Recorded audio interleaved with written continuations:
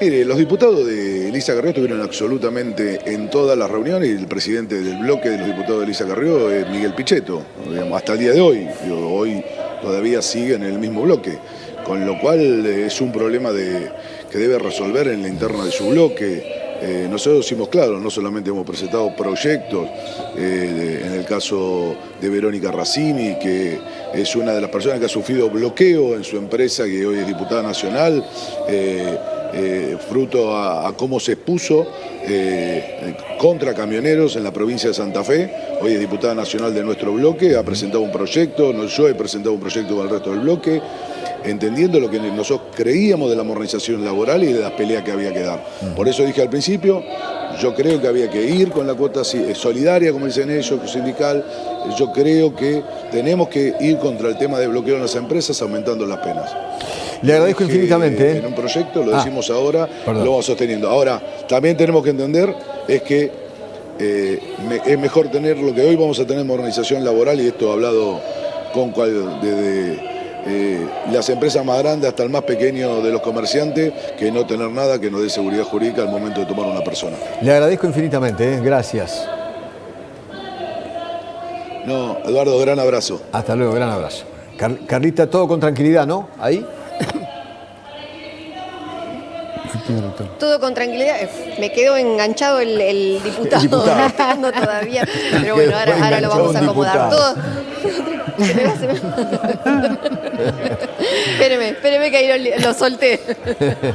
Ahí lo solté. Bueno, sí, todo tranquilo. Muchas horas, como te decía antes, cuando estábamos con el diputado Bornoroni, calculábamos 136 oradores, pero todavía faltaban que terminara la primera parte de esta lista, que eran unos 8 aproximadamente. Así que deben estar todavía en 136 esta larga lista. Recién Ritondo decía bien, después empiezan a bajar algunos, pero calculan que en general van a estar votando aproximadamente después de las 5 o 6 de la mañana. Después vendrá el tratamiento en particular de cada uno de los capítulos, en los que podrán pedir también que se trate algún artículo, si es que el miembro informante lo admite, para que se vote también de manera nominal eso. Y no hay que perder de vista, Eduardo, por último, que se puede llegar a presentar 2 emplazamientos. Uno a Esper, para que convoque a la Comisión de Presupuesto para tratar el tema de la reforma jubilatoria, y otro emplazamiento a Finocchiaro,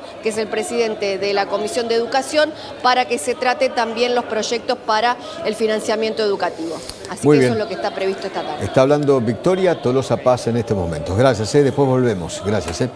Bueno, Willy. Sí. Bueno, vamos a hablar, Eduardo, de lo sucedido en el mercado financiero en el día de hoy, sobre todo en lo que está sucediendo, en lo que sucedió y lo que está sucediendo en el Congreso. Ahí tenemos precisamente siempre el cuadro de resumen con todo lo que fue pasando con los diferentes activos. Recordemos el riesgo país para abajo, las acciones también para abajo, Eduardo, y precisamente también las miradas puestas en lo que va a ser este cierre de cuatrimestre. Mañana última jornada del cuatrimestre, con precisamente un balance que muestra al que apostó al peso, Eduardo, claramente vencedor, con suba el que apostó al plazo fijo de principio de año, Eduardo, viene ganando cerca de 37% contra una suba del dólar libre de apenas 3%. Así que así está planteada la cosa, y precisamente las expectativas de inflación a la baja, que también ayudaron a este comportamiento, ayudaron precisamente al retorno del crédito hipotecario, que paralelamente cada día que pasa más entidades se van sumando precisamente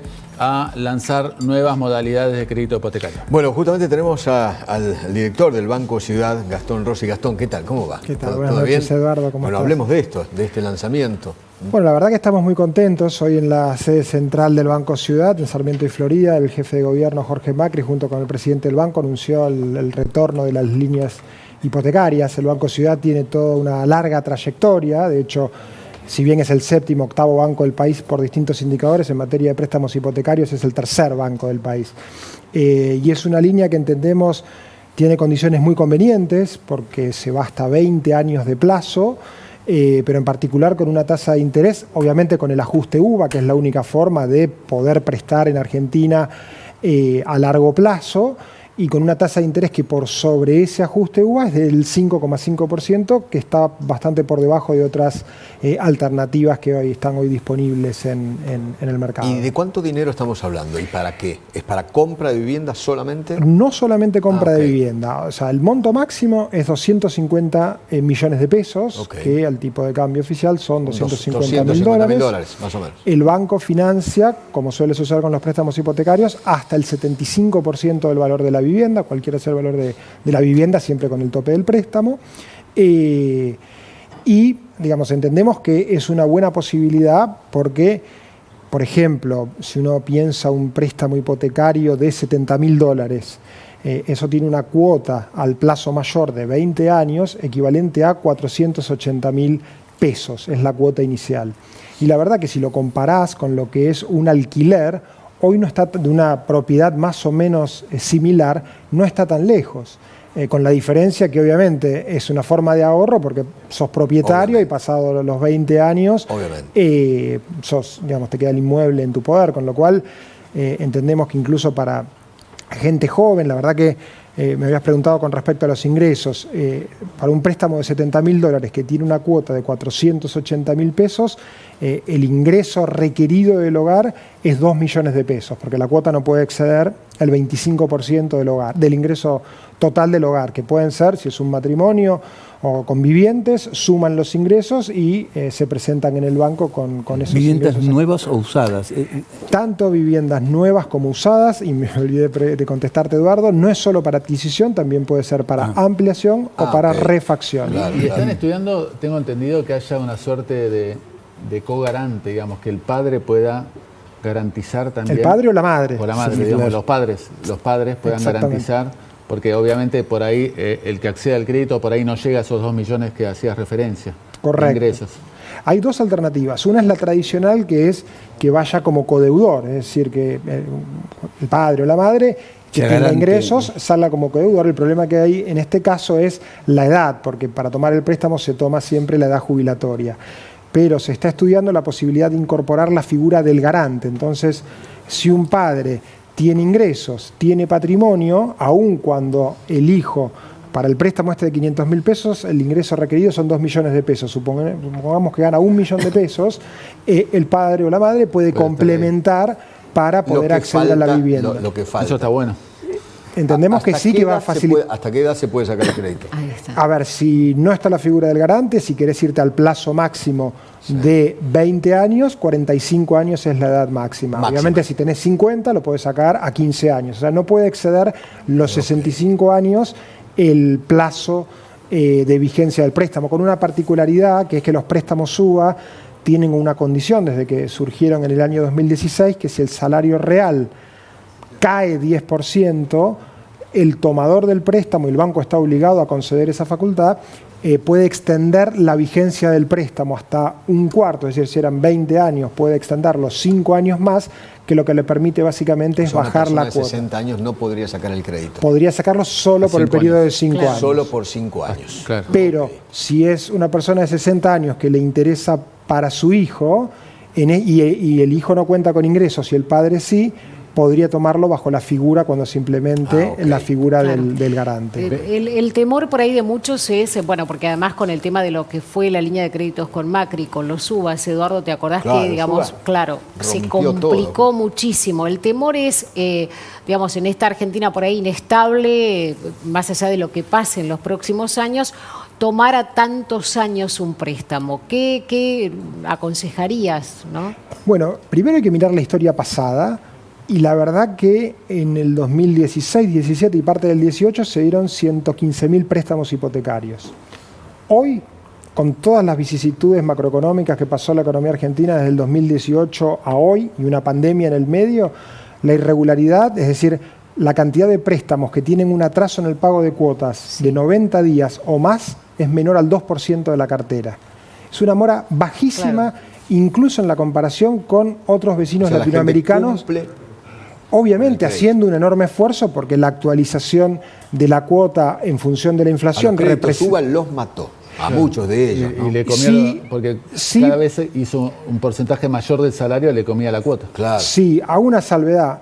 a la persona que alquilaba, el alquiler también lo mató. Claro. Con la diferencia que esa persona sigue alquilando. Si uno hace distintos cálculos, que en su momento, el año pasado, cuando había distintos proyectos en el Parlamento que básicamente mataban la herramienta, si uno compara en el año 2017 cómo evolucionó la cuota del préstamo hipotecario y cómo evolucionó el alquiler para una vivienda asimilable, hoy la cuota de ese préstamo es un 20% inferior al alquiler, tomando obviamente la cotización promedio. Es decir, es cierto que en una economía como la Argentina pensar a 20 años es como el infinito, el larguísimo plazo, pero la evidencia pasada en un contexto muy complejo de recesión, caída del salario real, caída del salario en dólares, de distintos indicadores, la verdad que con mucho esfuerzo la gente viene pagando sistemáticamente. Estos préstamos son en pesos, no en dólares.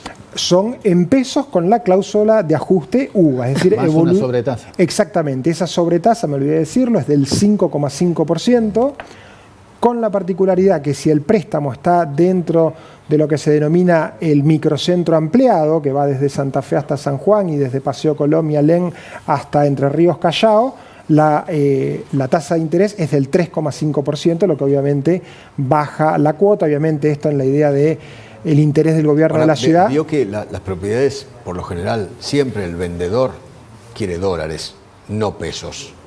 Y va a cobrar los pesos, digo, si bien actualmente no se puede acceder por el mercado, como se hacía por ejemplo en el 2016, 2017, que el banco desembolsaba el préstamo en la caja de ahorros, se hacía un clic y se transformaba en dólares.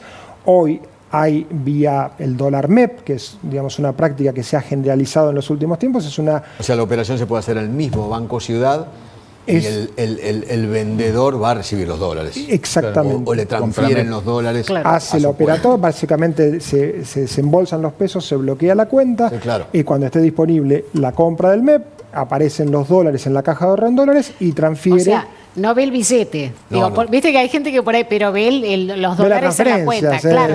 Bueno, como es hoy, la realidad es esa. Sí, de hecho, en los últimos años, la verdad que en la medida que las transferencias se han estabilizado, son inmediatas, cada vez más, obviamente es mucho más seguro que siempre Pero es cierto lo que dice Mariel, al vendedor lo que le gusta es la viva, la croca. Pero se le acredita en el momento, se le acredita en el momento en la cuenta del banco y él los puede sacar y tocarlos, olerlos y guardarlos en una lata de Nesquik. Diría que si hace 2 años que tenés tu vivienda a la venta, por ahí preferís el crocante, pero si tenés la posibilidad de financiar con un préstamo hipotecario, la compra, vas a estar interesado segura, porque recién ahora hay una incipiente recuperación del mercado de compraventa de inmuebles, pero ha estado muy deprimido. ¿A partir de cuándo esto? Desde hoy. La verdad tuvimos un revuelo enorme. Básicamente una herencia que nos dejó la pandemia es la posibilidad de que los clientes puedan interactuar de forma electrónica. Entran a la página del banco, dejan sus datos y en el plazo de 24 horas lo contactan desde la sucursal más cercana es muy sencilla la documentación, básicamente últimos 3 recibos de sueldo, recibos de extracto de los últimos consumos en la tarjeta de crédito, copia el DNI, con eso se hace lo que se llama una precalificación, qué monto aproximado podés acceder. El trámite es sencillo, ¿no? Empiezan a pedir ni orina, ni sangre, ni vacunas. Vacunas al día. Las vacunas. ¿Hay algún cupo de la línea, digo, para saber, no, digo, porque por ahí, digamos, hasta todo el mundo quiere, ¿hay algún cupo? No, ese es el monto máximo, la verdad que no tenemos... No, cupo del banco, digo. Precisamente. La verdad que los bancos, con la dinámica de los últimos años, si algo tienen es liquidez excedente. Pesos. Tienen. Es pesos, sí, loco. Digamos, si algo le sobran al sistema financiero son pesos y si algo le falta al sector privado es financiamiento. Por eso creemos que va a ser una herramienta, digamos, aprovechada. Más que el gobierno dejó de ser el tomador principal de fondos, digamos. Sí, y el proceso de baja de tasas de interés hace que naturalmente sea, digamos, para los bancos una alternativa, volver a focalizarse en el rol principal que tienen los bancos, y en particular un banco público como el Banco Gastón, Ciudad. gracias por venir. Al contrario. Gracias, Gastón Rossi, director del Banco de la Ciudad de Buenos Aires. Buenas noticias, Doctor, muy buenas noticias. Me encantan estas cosas. Un poquito. No es que me toque, pero digo, me parece bien que ocurra. A ver, hablando de cosas que ocurren, este lunes el Ministerio de Salud de la Nación informó, como lo hace habitualmente, por supuesto, acerca de la cantidad de casos que se agregaron a los ya confirmados acerca del dengue. De eso estoy hablando. Llegamos a los casi 400.000 casos, 380.000 confirmados, 379.341 y 270 muertes. Por supuesto, son 270 catástrofes, no hay ninguna duda. Seguramente mucha de esta gente murió por complicaciones previas. La edad más frecuente de muerte es por encima de los 80 años y la verdad es que solo el 5% de los casos evoluciona de manera grave, de casos de dengue. Sobre cada 100, 5 termina evolucionando a un dengue grave, ya no se llama más hemorrágico, y eventualmente de ese porcentaje del 5% de graves, un 1.5% termina en terapia intensiva y un 0.07% terminan muriendo. Pero bueno, insisto, el fin de semana pasado, y mandamos nuestras condolencias, murió un médico de la provincia de Mendoza, el director de epidemiología de la provincia, así que nuestras condolencias a la familia, porque no murió por complicaciones, sino por dengue. No tenía preexistencias, así que nuestras condolencias. Y a todas las personas que lamentablemente han perdido a alguien en esta historia del dengue. Eduardo. Bueno, por fin se toman medidas para que cualquier persona extranjera sea expulsada del país si comete un delito. El director nacional de Migraciones se llama Sebastián Seoane y el fiscal general de la ciudad se llama Juan Bautista Maíquez, y ambos firmaron un convenio colaborativo para fortalecer justamente los mecanismos de cooperación y el intercambio de información entre los organismos. ¿En qué consiste? El Ministerio Público Fiscal de Juan Bautista Maíquez, en Cava, se compromete a informar toda la intimación de los hechos que se formule a una persona extranjera en los procesos penales que tramiten ante esta jurisdicción. Y le permite a la Dirección Nacional de Migraciones individualizar a las personas extranjeras que cometan el delito y avanzar rápidamente en los procesos de expulsión del país. Por fin alguien hace lo que tiene que hacer. Bueno, María. Bueno, estemos atentos a lo que vaya a pasar en el Congreso, como decíamos recién, con el tema pymes. Viste, Eduardo, que también hoy Lilita Carrió mencionó que ella no quiere darle la espalda al campo, a las pymes, y va a ser un tema, porque son muchos los diputados de distintos bloques que hacen hincapié en eso. ¿Por qué lo cuento? Porque esta mañana el vocero presidencial, Manuel Adorni, hizo también una especie de anuncio a partir de un apoyo que le dio la Cámara de las Pymes de la República Argentina para decir, bueno, aprueben la ley bases. Entonces dijo, bueno, 1.000 puestos de trabajo en función de si se aprueba la ley bases, para que las pymes tengan esa posibilidad. Así que hay que estar atentos ahí. Reitero lo de la reunión con Petovelo con más información a propósito de lo que te decía recién, recibiendo a Ricardo Helpi. ¿Qué le dijo la ministra? Lo que vos mencionabas hace un ratito, que el gobierno nunca mencionó que iban a arancelar la universidad, pero además dijo en campaña... Ni cerrarla, ¿no? Pero ni desfinanciarla. Les recordó que cuando Milei estaba en campaña había suscrito al documento de Argentinos por la Educación, con lo cual mal podría en este caso querer desfinanciar las universidades. ¿Por qué lo menciono? Por la reunión que mañana van a tener, como decíamos, con el resto de los rectores de la universidad. Y reapareció, después seguramente lo vamos a ver en extenso, el expresidente, viste que él no se pierde una, o sea que está como a partir de las redes sociales y de la situación en España. Así que cuando hablemos con Cristian Martín te cuento qué fue lo que dijo, porque hay un párrafo para la Argentina también, un palito para el presidente ya que estaba. Bueno, muy bien. Querido Willy. Bueno, vamos a hablar, Eduardo, de algunas señales que están, o algunas noticias, después ampliamos de lo que son las palabras de Luis Caputo en la bolsa. Precisamente de ahí, en línea con lo que comentábamos días atrás, confirmó que que van a negociar un nuevo acuerdo con el Fondo Monetario Internacional, que ya y ahí precisamente está el posteo de Milei, que reposteó el tuit original de un usuario y precisamente pone las comillas sobre Luis Caputo. Estamos arrancando el proceso de negociación de un nuevo acuerdo con el Fondo Monetario Internacional. Esto es muy importante, Eduardo, porque precisamente Según me contaban justamente hoy, aquellos que estuvieron reunidos en la reciente cumbre del Fondo Monetario Internacional en Washington vieron en reuniones que mantuvieron banqueros con el staff del Fondo Monetario Internacional predisposición a que haya fondos frescos. Quizás no sean los montos que se estuvieron barajando inicialmente de 12.000 millones de dólares, pero te diría que podría haber fondos frescos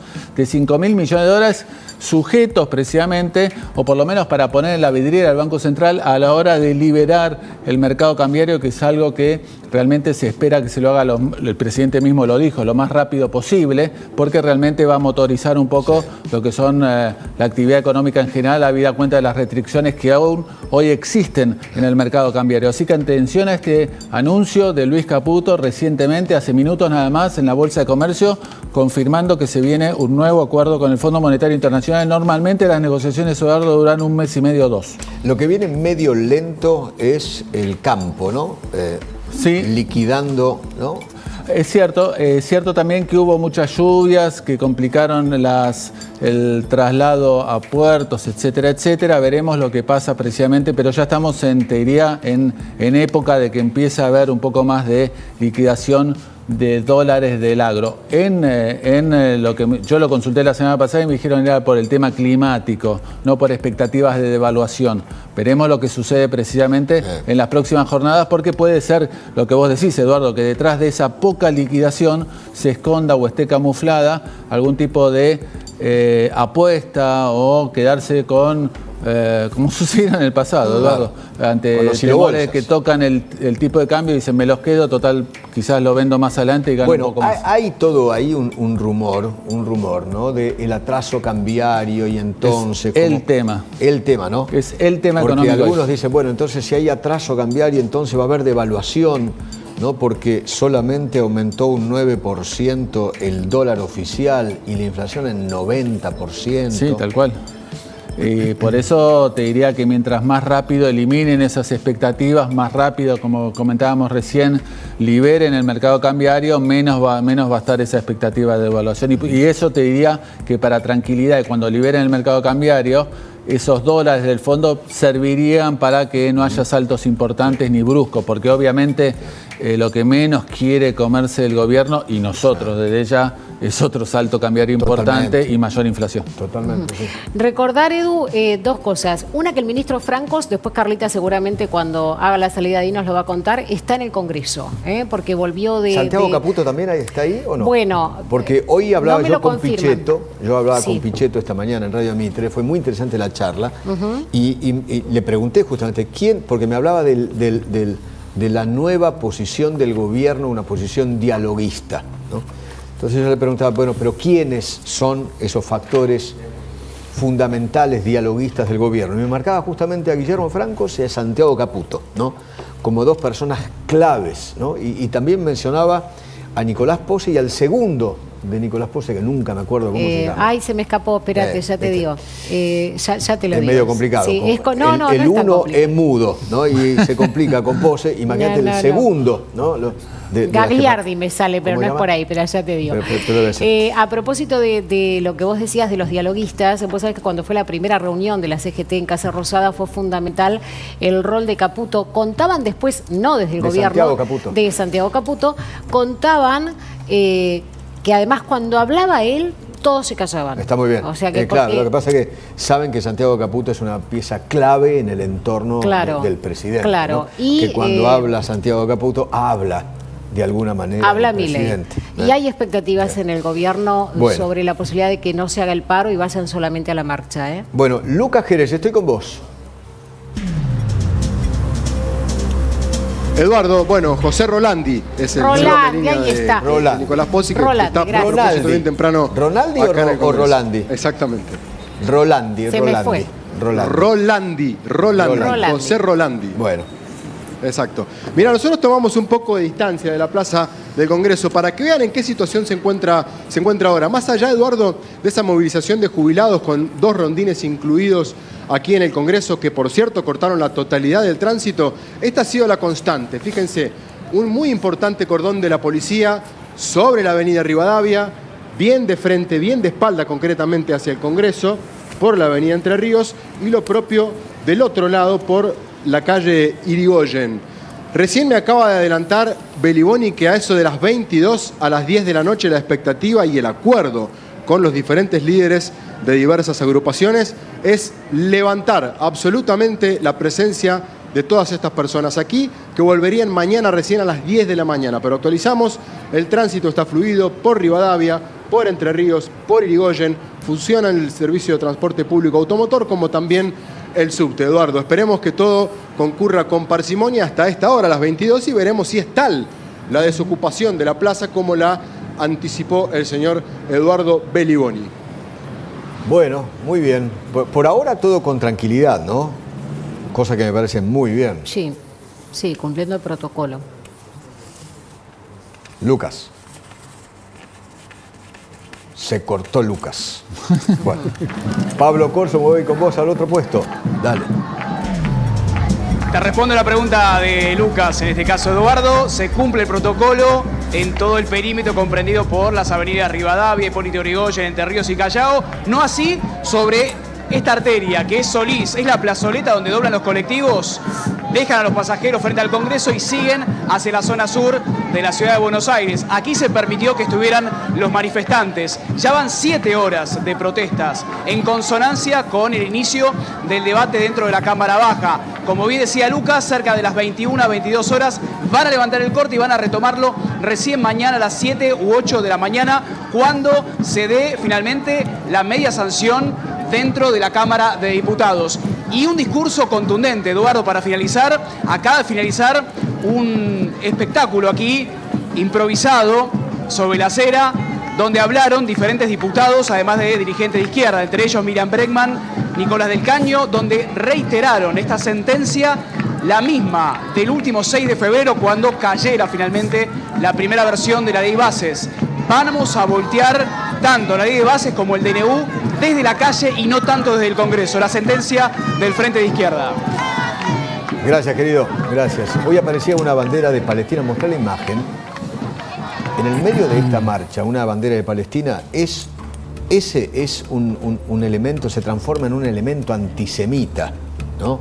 Judeofóbico, a favor de Hamás, a favor del terrorismo. Pero bueno, qué sé yo, no sé qué tendrá que ver Hamás y el terrorismo en medio de esa manifestación con el MST, etcétera, etcétera. Pero bueno, es lo que hay. Simmons